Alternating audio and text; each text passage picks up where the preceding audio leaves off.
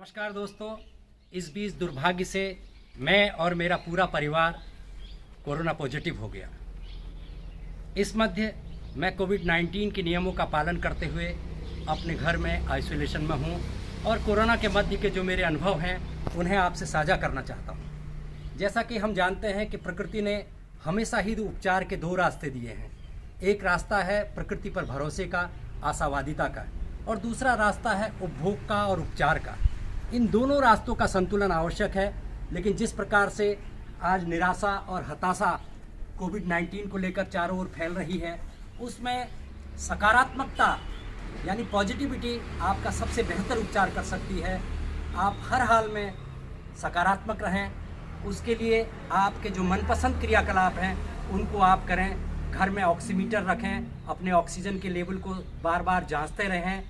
मैं यह बताना चाहूँगा कि मेरे परिवार में मेरे साथ मेरी 86 वर्षीय माताजी भी संक्रमित हैं।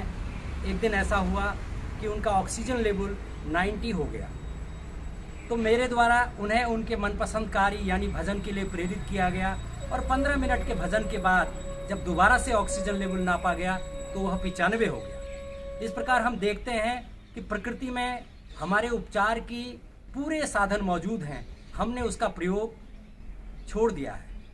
इस बीमारी से निपटने के लिए जो सबसे ज़रूरी है वह है आशावादी होना, पैनिक नहीं पैदा करना और सिस्टम पर भरोसा रखना।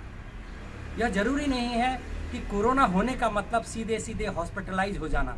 आप अपने स्वास्थ्य की निगरानी करें, आशावादी रहें, और आशावादी रहने के लिए आपको जो सबसे अच्छे काम लगते हैं, अपने मनपसंद काम हैं, उन्हें आप कीजिए। हल्का व्यायाम कीजिए, अनुलोम विलोम, भत्सिका और भ्रामरी प्राणायाम इसमें कारगर साबित हो रहे हैं। छोटा मोटा व्यायाम आप कर सकते हैं, और उससे भी ज़्यादा ज़रूरी है कि जो चीज़ आपको सबसे अच्छी लगती है उसे आप ज़रूर करें। चाहे वो आपके बचपन के दोस्तों से बात करना हो या अपने कोई अन्य परिजन हो जिनसे बात करके आपको अच्छा लगता है, पॉजिटिविटी का संचार होता है।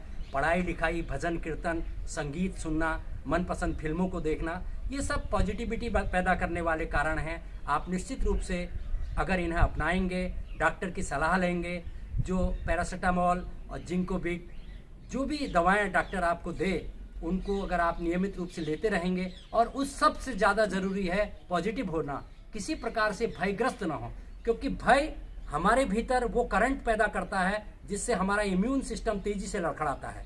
और जब हम आशावादी रहते हैं तो हमारे इम्यून सिस्टम को ताकत मिलती है, हमारी सांसों को ताकत मिलती है, और ये पूरी लड़ाई इम्यूनिटी और सांसों की लड़ाई है, और उसको बढ़ाने के लिए प्रकृति ने हमें जो सौगात दी है वह आशावादिता की सौगात दी है। इस परमेश्वर को जिस पर आप भरोसा करते हैं उस पर सच्चे मन से भरोसा कीजिए, पूजा पाठ जारी रखिए, डॉक्टर से परामर्श जारी रखिए, और उन सबसे ज़्यादा ज़रूरी है कि आप आशावादी रहिए। आशावादी रहने के सारे उपचार शुरू कीजिए। Thank you. तो हर हाल पर आशावादी रहने के लिए ज़रूरी है कि अपने मनपसंद कार्यों को करें, पढ़ाई लिखाई करें, लेकिन हर हाल में निराशा से दूर रहें, हर हाल में निराशा से दूर रहें।